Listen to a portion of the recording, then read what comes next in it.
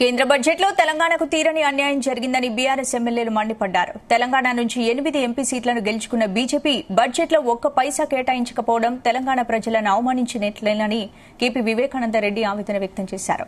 ఇక CM Revanth Reddy, deputy CM బట్టి ఢిల్లీ వెళ్లి కనీసం సెప్టిక్ ట్యాంక్ అడుక్కునేందుకు కూడా నిధులు సాధించలేకపోయారని ఎద్దేవా చేశారు ఎమ్మెల్యే కౌశిక్ రెడ్డి.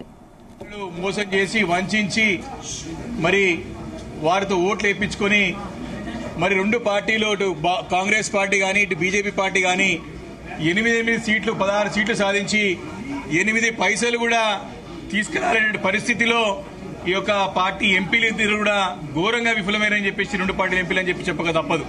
నిన్నటి బడ్జెట్ కేంద్ర ప్రభుత్వం పెట్టిన బడ్జెట్ లో తెలంగాణకి తీవ్రమైన అన్యాయం జరిగిందని చెప్పి ఈ సందర్భంగా మీకు తెలియజేస్తా ఉన్నాను.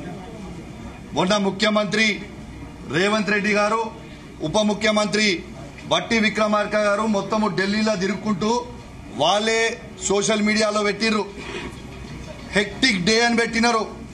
నేను అడుగుతా ఉన్నాను, మీ హెక్టిక్ డే మీరు తిరిగితే కనీసము సెప్టిక్ ట్యాంక్ కట్టే పైసలు కూడా మీరు తెలంగాణకి తీసుకురాలేకపోయినరు అని చెప్పి ఈ సందర్భంగా మీకు తెలియజేస్తా ఉన్నాను. ఇలా ఒక్కసారి ఆలోచన చేయండి. ఇవాళ పక్కకున్న ఆంధ్రాకి 15,000 కోట్ల రూపాయలు ఇవాళ తీసుకొని వచ్చిండ్రు.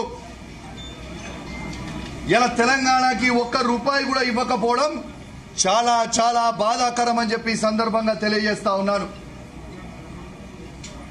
ఇలా తెలంగాణలో 8 సీట్లు బీజేపీ పార్టీకి, 8 సీట్లు కాంగ్రెస్ పార్టీకి ఇస్తే ఇలా 0 బడ్జెట్